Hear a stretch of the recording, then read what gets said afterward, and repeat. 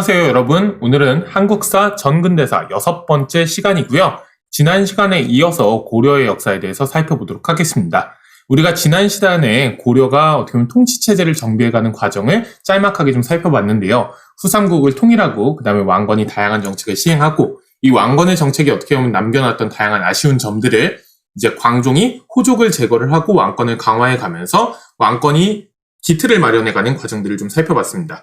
그리고 이런 기틀이 마련된 상황 속에서 새로운 시스템들이 갖춰지는 성종 때의 최승로의 시무 28조를 통해서 다양한 제도들이 갖춰지는 모습들을 정리를 해봤었죠. 이렇게 고려의 초기 역사 같은 경우는 내시기로 일단은 구분을 해가지고 정리를 해보면 조금 이해를 하는 데 도움이 될 겁니다. 후삼국의 통일 과정과 그 다음에 왕건의 정책들, 그 다음에 광종의 정책과 그 다음에 성종 때 시행되었던 다양한 시스템의 완비들, 이런 것들을 정리를 해보시면 되고요. 그런 시스템이 완비가 된 상황에서 다양한 이제 또 역사적인 사건들이 벌어지게 되는데요. 오늘은 기본적으로 그 완비된 시스템이 어떤 모습을 갖췄는지를 살펴보도록 할 거고요. 자, 그리고 이런 다양한 일들이 벌어지는 과정에서 고려는 어떤 국제 관계 속에서 놓여 있었는지 그 내용들을 살펴보도록 하겠습니다.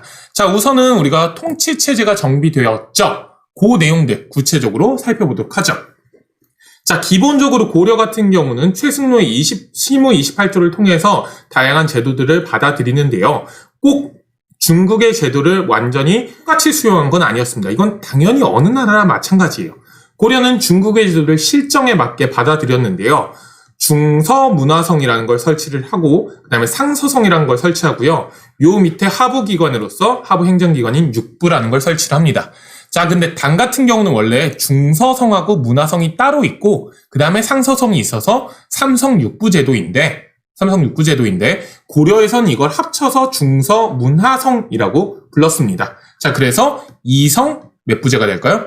육부제를 시행을 했고요. 이 이성 육부제 같은 경우도 실정에 맞게 받아들인 대표적인 사례가 되겠죠. 요걸 통해서 중앙 정치 체제를 운영을 했습니다. 그러니까 이 중서문화성과 상서성 육부는 뭐냐면 정책의 주요 내용들을 결정하고 그걸 실천하는 기구라고 생각을 하시면 돼요. 핵심적인 중앙 행정기구가 이성육부제도이구나 라고 생각을 하시면 되고요. 요거랑 또 별도의 이런 행정이 운영되는 과정에서 생길 수 있는 문제를 방지하기 위해서 대간이라는 제도를 뒀습니다. 아까 얘기했던 다양한 행정 업무를 어떻게 보면 감시하고 감찰하는 역할을 하는 다양한 관직들이 있었는데 요 관직을 통칭해서 대간이라고 불렀어요. 요 대간의 역할은 뭐냐면 왕과 관리의 잘못을 지적하거나 관리의 임명과 해임에 동의할 수 있도록 하는 권력의 견제기구 역할을 했던 겁니다. 그리고 그걸 통해서 균형을 잡으려고 했던 거겠죠. 그러니까 이성육부 체제로 기본적으로 다양한 정책들이 결정되고 결정된 정책들이 집행이 되는 과정에서 생길 수 있는 왕의 잘못이나 관리의 잘못들을 감찰하고 어떻게 보면 통제하는 역할을 대간이라는 관직들을 두면서 대간으로 불리는 관직들을 두면서 통제하려고 하는 노력들이 있었다라는 거. 그걸 통해서 권력이 견제와 균형을 또 꾀했다는 것도 기억을 좀 해두실 필요가 있고요. 요 도병마사와 식목도관 같은 경우는 고려만의 독자적인 정치기구라는 것 좀 기억을 해두실 필요가 있습니다.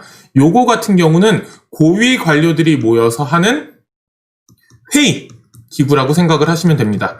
근데 무조건 평상시에 계속해서 어떻게 보면 설치되어 있는 기구라기보다는 군사적인 업무라든지 요 도병마사 같은 경우는 군사적인 업무거든요. 군사적인 업무라든지 아니면 그 외에 기타 다양한 업무들을 꼭 무언가 중요한 결정을 해야 되는데 특별한 한 사람이 결정하기가 좀 힘든 중요한 결정이라고 한다면 고위 관료들이 전부 다 모여서 회의를 하는 기구가 설치되었었다라는 건데요. 요거 같은 경우는 중국에서 확인하기 힘든 고려만의 독자적인 정치기구였다라는 거 좀 기억을 해두실 필요가 있습니다. 요 세 가지 기구의 흐름으로서 고려가 중앙 통치 체제를 정비했다는 거 기억해 두실 필요가 있습니다.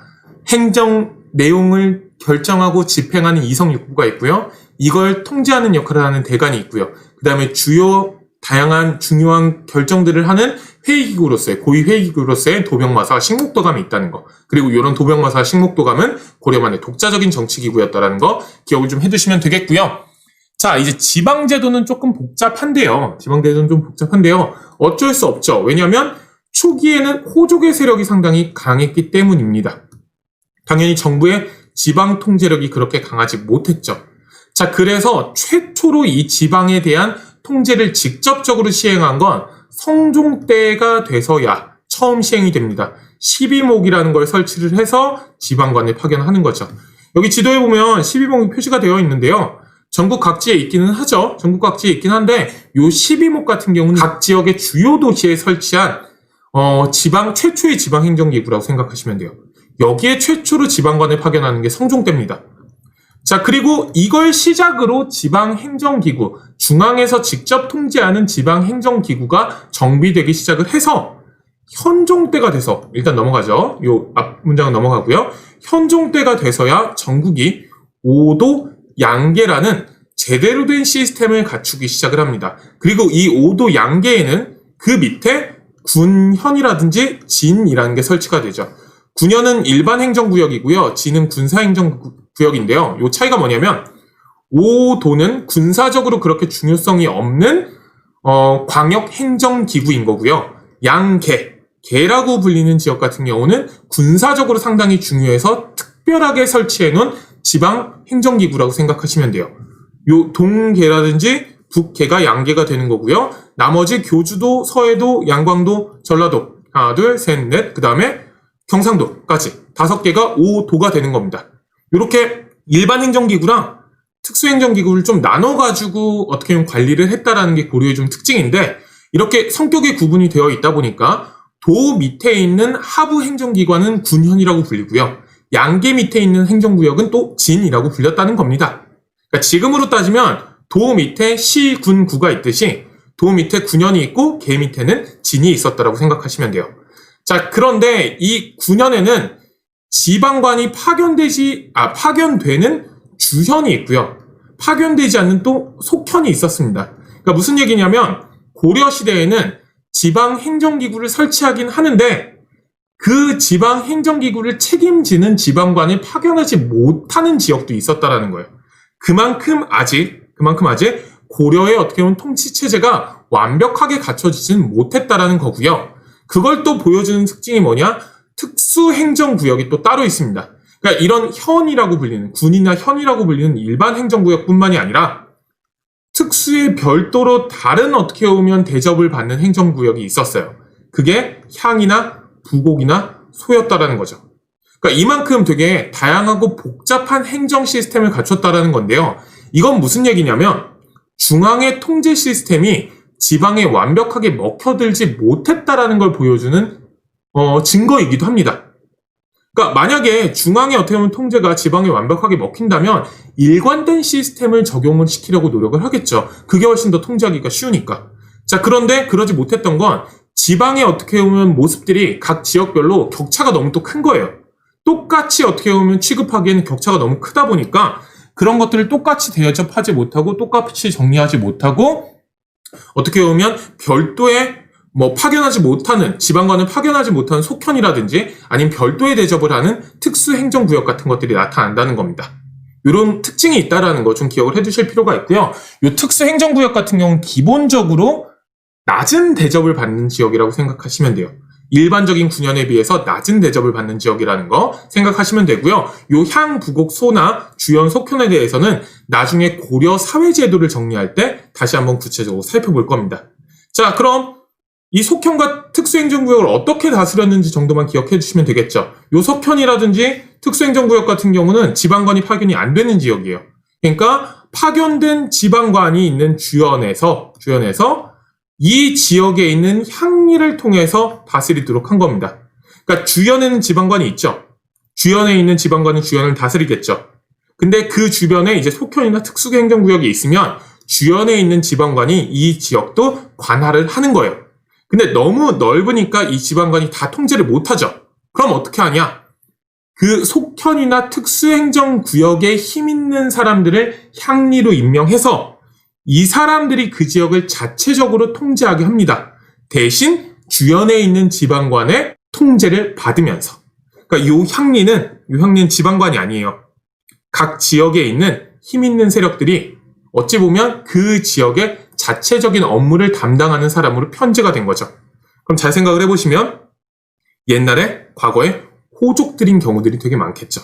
그러니까 잘 생각을 해보면 호족들 같은 경우도 엄청나게 큰 공을 세워가지고 중앙으로 진출해서 나라 초기부터 큰 관직을 차지하고 높은 관직을 차지하고 권력을 누리던 사람들이 있는가 하면 호족들 중에 세력이 그렇게 크지 않다 보니까 지방에 남아서 그 지역에서 계속해서 힘을 가지고 있었던 세력들이 있었을 거예요.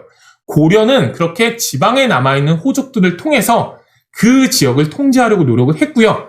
그럼 그 호족들에게 대접을 해줘야겠죠.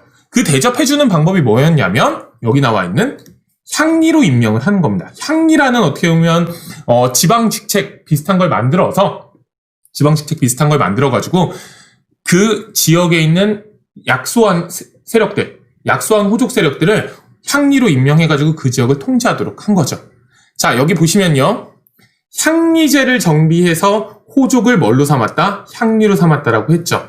지역에 남아있던 호족들을 향리로 임명을 해가지고 그 향리들이 그 지역에서 어떻게 보면 뭐 세금을 걷는다든지 아니면 그 지역의 백성들을 통제하는 역할들을 하도록 한 겁니다. 이들은 지방관은 아니에요.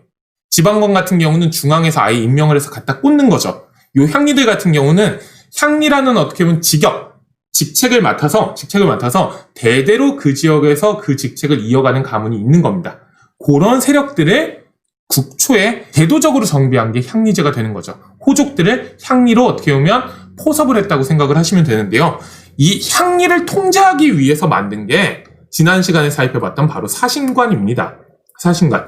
호족 출신들 중에 공을 세워가지고 중앙에 올라와 있던 고위 관료들 있죠. 이 고위 관료들에게 사신관이라는 특수한 어떻게 보면 별도의 관직을 매겨서 종이 치네요. 별도의 관직을 주어서 이 사신관들이 지방에 있는 일들을 책임지고 떠맡게 하도록 했었죠. 그 책임지고 떠맡게 하는 방법이 뭐냐? 이 향리들 중에 최고 우두머리 제외하고 그 밑에 두 번째 우두머리부터 쭉 밑에 있는 향리들을 임명할 수 있는 권한을 주는 겁니다.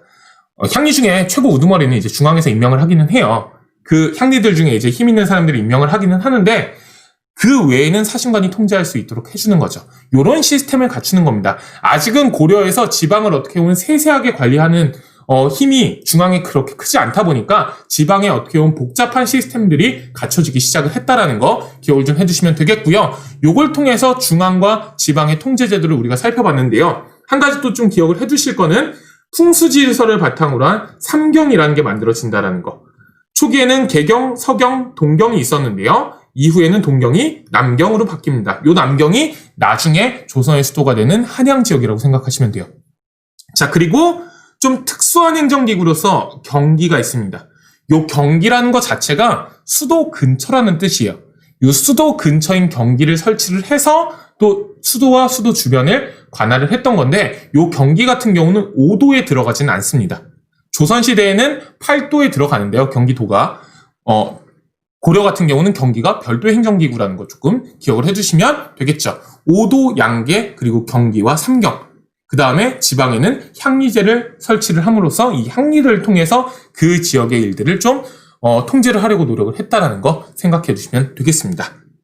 자, 그럼 관리를 임용하는 방법들은 어떤 것들이 있는지 살펴보시면요. 두 가지가 있습니다. 자, 광종 때 시행되었던 과거제도라는 게 있죠. 요거 같은 경우는 시험이에요. 시험을 통해서 문신이라든지 승려들에게 승계를 주는 승과, 문신을 선발하는 건 문과죠. 그 다음 귀술관을 선발하는 잡과가 있었는데요. 요것만 좀 기억을 해주시면 돼요. 고려 같은 경우는 무과가 따로 시행되지 않습니다. 그럼 군인들은 어떻게 선발을 하느냐? 군인의 업무를 담당하는 직역이라고 해가지고 이 직역을 대대로 이어받는 가문들이 정해져 있습니다. 요걸 통해가지고 대대로 어떻게 보면 군역을 어떻게 보면 담당하는 가문들이 계속해서 관직을 차지하게 되는 거겠죠. 무과가 실시되지 않는다라는 거 좀 기억을 해주실 필요가 있는데요. 자, 고려에서 이거보다도 더 중요한 건 뭐가 시행이 된다? 음서가 시행됐다라는 거 기억을 해두실 필요가 있습니다. 자, 음서 같은 경우는 종실이나 요 종실 같은 건 왕실이라고 생각하시면 되고요. 공신 그리고 고위 관리의 자손들에게 관직을 그냥 내려주는 제도예요. 그러니까 힘 있는 세력들에게 그 세력들을 대우해주는 조치로서 관직을 내려주는 제도가 있었다라는 겁니다. 요 음서를 통해서 어떻게 보면 왕실이라든지 아니면 공신 그리고 고위 관료 가문들 같은 경우는 대대로 관직을 차지하면서 세력을 키워나갈 수 있을 거고요.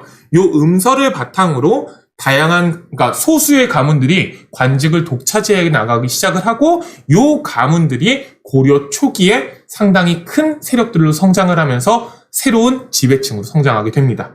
그러니까 고려의 완전 초기 시대에는 호족들이 힘을 갖고 있었다라고 하면, 이 고려가 어느 정도 시스템을 갖춘 이후에는 이런 음서제도라든지 다양한 과거제도를 통해서 관직을 사실상 장악하게 되는 몇몇 가문들이 등장하는데요. 요 몇몇 가문들이 고려 전기의 지배층으로 성장을 하게 되겠죠. 요 고려 전기의 지배층으로 성장하는 문벌이라고 불리는 가문들 같은 경우는 다음 시간에 우리가 구체적으로 살펴볼 텐데요. 그들의 성장 배경이 되었던 게 음서라는 거 기억을 좀 해두시면 되겠고요. 요거 말고도 학식과 덕행이 뛰어난 인물을 특별히 추천하는 청거제도 같은 것들도 있었습니다. 자, 그런데 요런 새로운 제도들의 시행이 보여주는 중요한 특징이 뭐냐? 이처럼 다양한 방식으로 관리를 등용하는 방식들이 나타났다는 걸 통해서 고대 사회의 폐쇄성을 극복했다라는 게 상당히 중요한 특징입니다. 자, 중요한 거.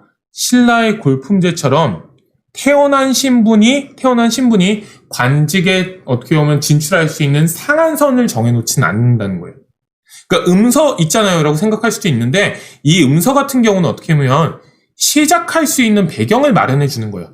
물론 이것도 상당히 큰 특혜긴 하지만 신라의 골품제처럼 아예 신분이 그 사람이 진출할 수 있는 관직의 한계를 정해놓은 거랑은 다르잖아요. 고대 사회, 특히 신라를 통해서 볼 수 있는 고대 사회의 가장 큰 특징은 완벽하게 정해져 있다는 거예요. 육두품이 진출할 수 있는 것과 진골이 진출할 수 있는 것. 육두품은 끝까지 진골이 진출할 수 있는 데까지 올라가지 못하죠. 상당히 진골 중심의 폐쇄적인 사회였다고 한다면 그거보다는 개방적인 사회로 발전했다는 걸 보여주는 게 여기 나오는 다양한 제도들입니다. 그 중에서 그 발전을 제일 잘 보여주는 게 요 과거인 거죠. 그런 것들 생각해 보시면 되겠고요. 자, 고려의 중앙정치제도가 운영되는 과정에서 상당히 복잡한 내용들이 있는데요. 자, 아까도 얘기를 했다시피 고려 같은 경우는 국가의 중대사를 고려 특유의 제도인 도병마사나 식목도감을 설치해서 의논하고 왕과 함께 결정한다고 했었죠. 자, 이때 여기에 참여할 수 있는 사람들을 제추라고 불렀는데, 요 제추는 중서문화상의 재신과 중추원의 추미를 가리키는 말입니다. 요런 중요기관의 높은 관직을 차지한 사람들이 도병마사, 식목도감에 참여했다는 거 기억을 좀 해두시면 되겠고요. 자, 그리고 대간들 같은 경우는 관리의 인사나 법률 개정의 타당성을 심사하는 권한을 줬다고 했어요. 견제 기능이죠. 요 견제 기능을 하는 사람들이 중서문화성의 낭사와 중추원의 승선이었는데요. 요 낭사랑 승선 같은 경우는 그렇게 고위 관직은 아닙니다. 하지만 조금 중하위급 관직이긴 하지만 상당히 중요한 역할을 부여받음으로써 제추들을 견제할 수 있는 역할들을 할 수 있었던 거예요. 요걸 통해서 알 수 있는 건 이 고려가 권력의 상호 견제와 조화를 추구하는 유교정치 이념을 실현하고자 했다라는 겁니다. 요 유교정치의 핵심은 뭐냐면 왕이 그냥 자기 멋대로 정치를 하는 게 아니라 신하들과의 의논을 통해서 다양한 회의 절차를 통해서 그 다음에 견제를 통해서 이루어지는, 어떻게 보면 되게 합리적인 정치 운영을 되게 강조를 많이 했거든요. 그걸 실천하려고 노력했다라는 걸 요걸 통해서 확인할 수 있다는 겁니다. 다양한 의논이나 회의, 그리고 그걸 견제할 수 있는 다양한 모습들이 살펴볼 수 있다는 거죠. 요 고려의 정치제도가 요 내용을 살펴보시면 돼요. 상당히 어떻게 보면 권력을 균형 잡게, 그 다음에 견제하려는 유교정치의 이념을 실현하고자 했구나. 이런 것들을 살펴보실 수 있다는 거 기억을 해주시면 되겠고요. 자, 지금 우리가 이제는 살펴볼 건 그 다음에는 대외관계입니다. 자, 지금까지 우리가 살펴본 것들을 통해 가지고 이제 또 다양한 방송들이 많이 나오겠죠? 자, 조금만 있다가 보도록 합시다. 자, 그럼 다시 우리가 시작해 보도록 하겠습니다. 지금 이제 조용하죠? 지금 우리가 이제 살펴볼 건 조금 전까지만 해도 이제 고려 체제가 정비가 되고 그 고려 체제가 어떤 특징을 가졌는지 살펴봤다고 하면, 이번 시간에는 고려가 어떤 국제제도 속에서 변화해 왔는지, 그리고 발전해 왔고 충돌해 왔는지에 대해서 살펴보도록 하겠습니다. 자, 기본적으로 10세기, 11세기, 그 다음에 12세기로 구분을 하실 필요가 있는데요. 자, 이 고려가 송거란 세력과 균형을 이루다라는 부분 같은 경우는 요 내용 있죠? 이거 같은 경우는 10에서 11세기의 내용이라고 생각하시면 되고요. 여진과의 관계 얘기 같은 경우는 12세기라고 생각을 하시면 됩니다. 자, 기본적으로 10세기 같은 경우 900년대죠. 즉 고려 초에는 동아시아 같은 경우는 기본적으로 세 가지 세력이 있다고 생각을 하시면 됩니다. 한반도에 고려가 있고요. 그 다음에 송이라고 불리는 중원 세력이 있습니다. 그러니까 원래 중국에서 거주하고 있던 한족들이 세운 왕조가 있고요. 자, 그리고 북방 세력이 있습니다. 즉 몽골 초원을 비롯해서 만주 지역에서 어떻게 보면 활약을 하던 북방 초원 세력들이 있는데 이 당시엔 거란이었어요. 요 세 세력이 어떻게 보면 다양한 이제 국제 관계를 맺으면서 변화를 해왔는데요. 이렇게 다원적인 국제 질서가 세워진다는 게 상당히 중요한 특징입니다. 그러니까 이 다원적 국제 질서 어떻게 보면 반대되는 말은 뭐냐면 이론적인 국제 질서죠. 이 이론적인 국제 질서의 핵심은 뭐냐면 중심이 있는 중국을 중심으로 어떻게 보면 주변 지역이 중국에 복속돼서 중국에 어떻게 보면 바라보는 세계 질서에 합류하는 모습들을 갖는 게 이론적인 국제 질서라고 한다면 이 다원적인 국제 질서라는 건 뭐냐면 각 지역에 있는 여러 세력들이 각각을 세상의 중심이라고 생각을 하면서 서로 간의 교류를 이어가는 관계라고 생각하시면 됩니다. 무슨 얘기냐면 그 당시에는 특히 이 중국이 중원 세력과 북방 세력 간의 어떻게 보면 대립이 워낙에 심하다 보니까 하나의 이론적인 국제 질서를 만들지 못하고 이 두 세력 간의 갈등이 상당히 심해지는 거예요.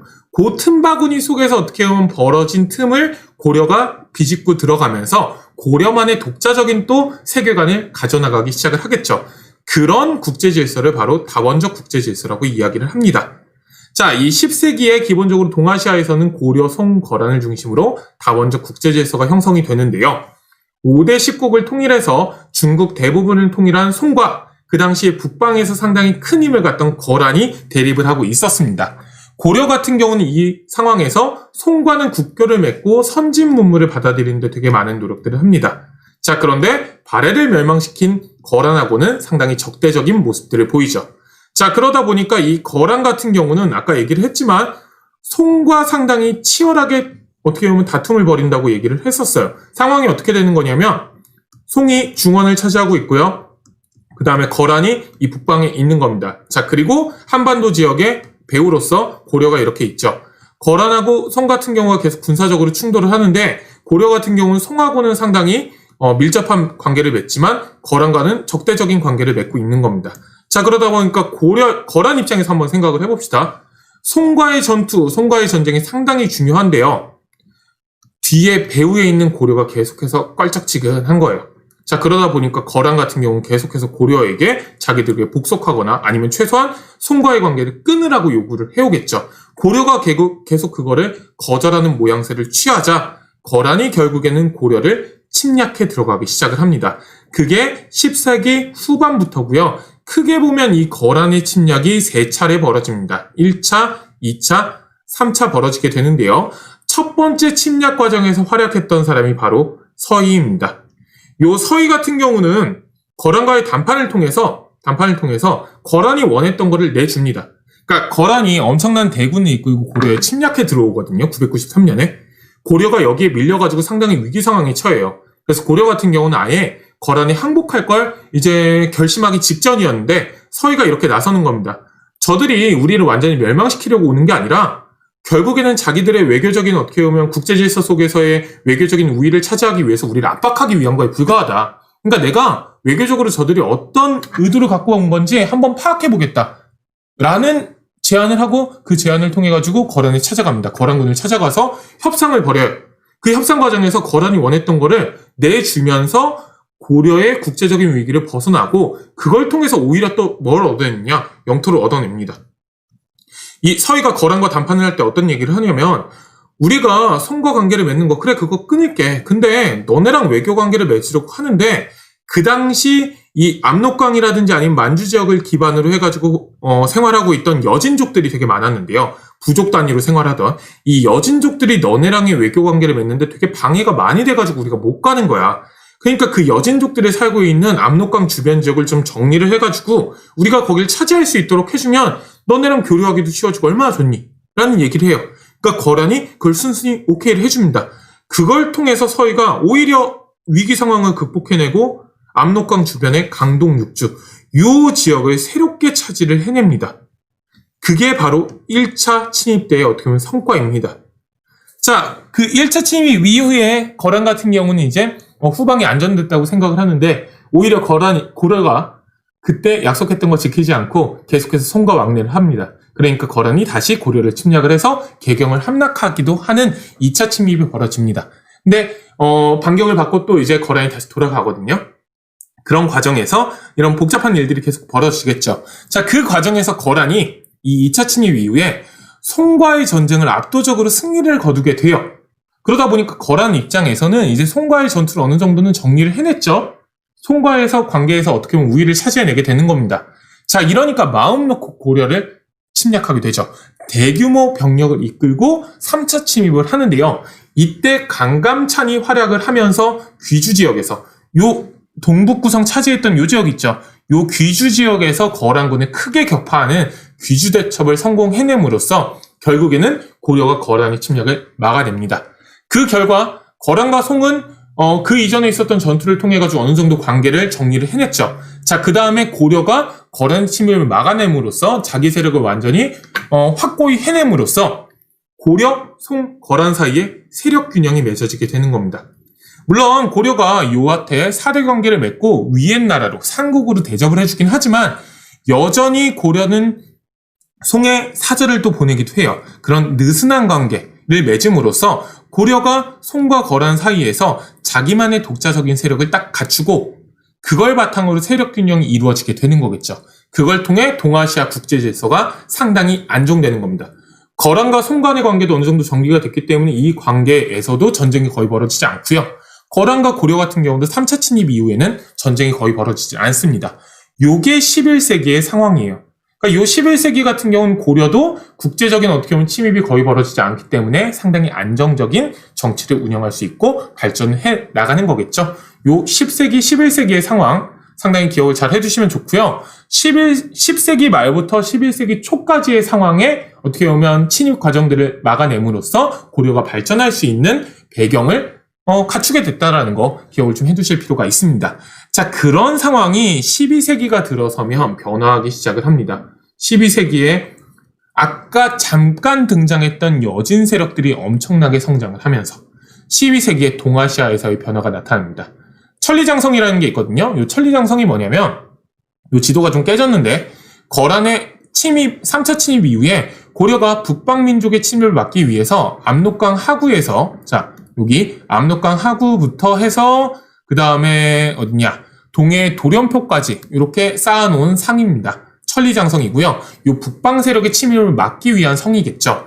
이 천리장성 북쪽 지역에 거주하던 여진족들이 있는데 이 여진족들은 누구냐면 과거에 발해의 지배를 받던 말갈 세력들이에요. 이 말갈 세력들이 이 시기 즈음 되면 여진이라고 부르기 시작을 하는데요.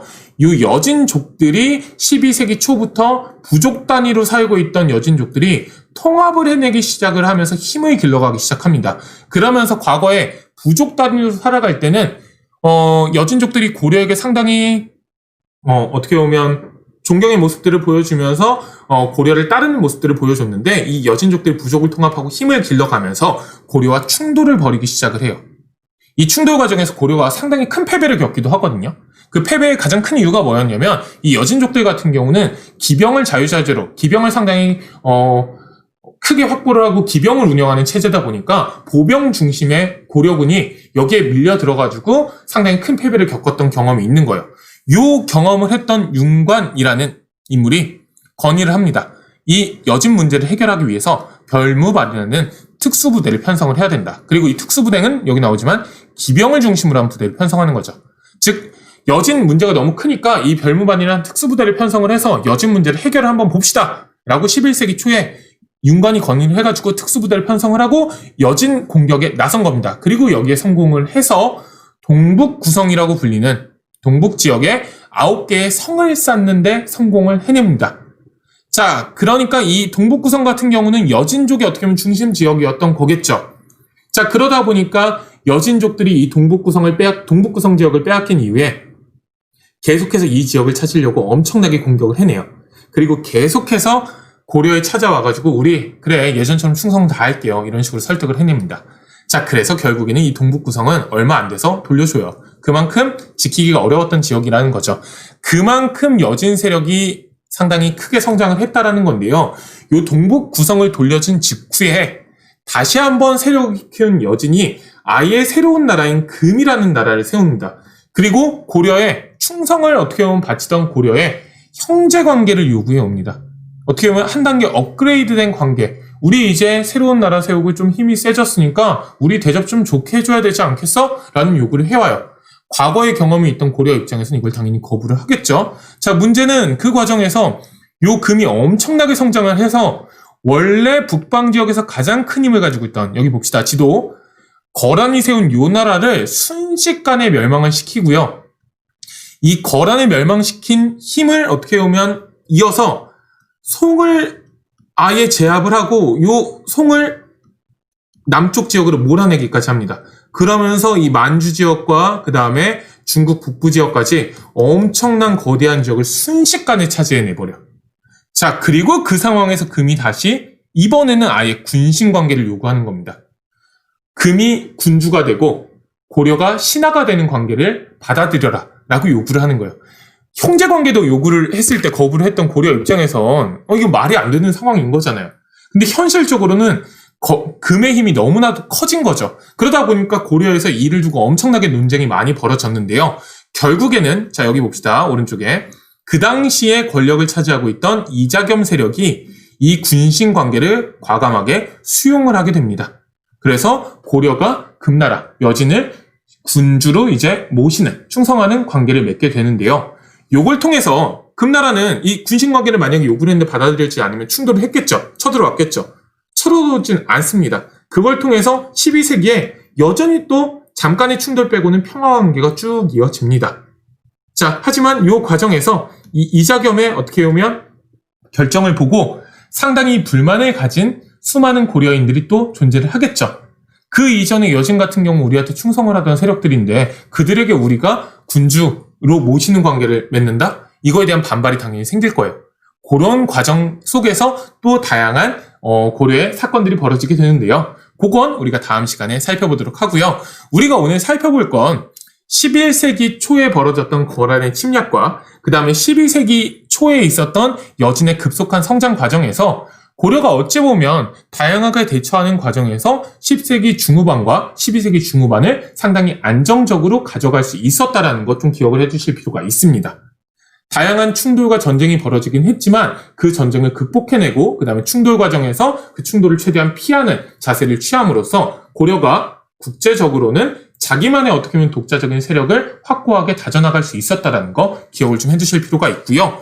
이걸 통해서 가능했던 고려의 국제적인 인식이 있습니다. 뭐냐면 해동천하라는 인식이에요. 천하는 천하인데 어디에 있는 천하? 바다 동쪽에 있는 천하라는 겁니다. 그러니까 바다 동쪽이라는 건 이거 중국 중심으로 한 사고인 거죠. 중국 중심으로 하는 천하가 독자적으로 있는데 그거 말고 그거랑 구분되는 바다 동쪽에 또 다른 천하, 또 다른 세계가 존재한다는 인식을 고려는 가지고 있었다는 겁니다. 그리고 그 또 다른 천하의 중심에는, 해동천하의 중심에는 어디가 있다? 고려가 있다라는 거죠. 즉 고려는 해동천하의 황제국으로서의 어떻게 보면 인식이 존재했다는 겁니다. 그러니까 왕이 아니라 천하를 다스리는 황제로서의 인식을 가지고 이 중국과 별개의 또 다른 세계에 우리가 최고 어떻게 보면 지배자다라는 인식을 가지고 있었다는 거예요. 자, 그러다 보니까 천자라든지 폐하, 표처럼 황제가 쓰는 용어, 그리고 황제의 복색, 황제의 어떻게 보면 복장들을 사용을 했습니다. 고려에서는. 자, 그리고 황제가 하늘에 올리는 제천의식인 황구제 같은 것도 시행을 해요. 요걸 통해서 스스로가 황제의 어떻게 보면 지위를 가지고 있다는 걸 내세운 거겠죠. 자, 그리고 여진이나 탐나나 우산국, 울릉도 지역이죠. 요 지역을 제후국으로 삼아서 자기보다 낮은 국가로 삼아서 스스로는 천하를 다스리는 천자의 국가 체제를 갖추려는 노력들을 했다는 거죠. 자, 무슨 얘기냐면 고려 같은 경우는 이런 체제를 외왕 내제 체제라고 하거든요. 바깥으로는 왕, 그러니까 황제가 아니라 그거보다 한 단계 낮은 왕을 칭하지만 안에서는, 자기 나라 안에서는 황제를 칭하는 체제를 운영을 했다는 거예요. 대외적으로는 중국이라든지 북방 민족과 군신 관계를 맺습니다. 바깥에서는 국왕으로서 황제를 모시는 나라로서 어떻게 보면 역할을 해요. 송익이 군신 관계를 칭하고요. 그 다음에 거란한테 거란이 세운 요나라한테도 군신관계를 칭하고 나중에는 이제 금나라한테도 군신관계를 칭하잖아요. 대외적으로는 그들을 따르는 군신관계를 맺고 왕으로서 어떻게 보면 행세를 하지만 안에서는 고구려와 같이 독자적인 천하관을 형성함으로써 황제로서 역할을 했다라는 겁니다. 해동천자를 자처하는 거죠. 중국의 중심이 되는 천자가 있는가 하면 해동 지역에 우리는 천자라는 거예요. 여진, 우산, 탐라 등을 제후국, 우리보다 낮은 국가로 삼고 해동천하를 형성하는 이런 독자적인 어떻게 보면 천하관을 가지고 있는 모습들이 나타나는데요. 요게 가능했던 게 여기 미리 써놨었는데요. 바로 다원적인 국제질서가 그 당시에 갖춰져 있었기 때문인 겁니다. 중원 지역에 강력한 힘을 가지고 있는 하나의 어떻게 보면 국제질서를 강요하는 세력이 있는 게 아니라 중원 세력과 북방 세력 간의 갈등 관계가 존재했기 때문에 그 틈바구니 속에서 해동천하라는 의식을 상당히 키워나갈 수 있었다는 거 기억을 좀 해주시면 좋겠습니다. 자, 이렇게 해서 우리가 이번 시간에는 고려의 통치 제도와 그리고 고려가 그 당시에 세계를 어떻게 바라보는지 그 인식을 좀 살펴봤던 건데요. 이 통치제도 같은 경우는 중앙의 통치제도, 그 다음에 지방제도, 그 다음에 관직제도 이렇게 세 개를 나눠서 구분을 해서 우리가 좀 살펴보시면 되는데요. 기존의 과거의 고대 사회보다 훨씬 더 체계적인 유학을 바탕으로 한 체계적인 시스템이 갖춰지긴 했지만 지방에 대한 통치제도는 아직도 완벽하게 어떻게 보면 일관된 체계를 강요할 수 있을 정도로 중앙의 힘이 강하지는 못했다는 거. 그러다 보니까 지방 세력이 아직도 여러 가지 역할들을 하는데요. 이 지방 세력들을 통제하기 위해서 향리제라는 걸 시행했었다라는 거 좀 기억을 해주실 필요가 있고요. 자, 고려의 중앙 정치제도의 특징 같은 경우는 다양한 어떻게 보면 균형과 견제를 갖추기 위한 노력들을 했었다라는 거. 요 밑에 있는 내용들 좀 살펴보시면 되겠고요. 자, 10세기, 11세기, 그 다음에 12세기 대외관계 과정에서 충돌이 있기는 했지만 그 과정 속에서도 고려는 독자적인 천하관을 가지면서 외왕 내재적인 체제를 갖추어 나갔다. 그리고 그 속에서 스스로를 황제로 바라보는 인식들을 가지고 있었다라는 거 기억을 해두시면 되겠습니다. 자, 긴 수업 듣느라 고생했고 오늘 수업은 여기까지입니다.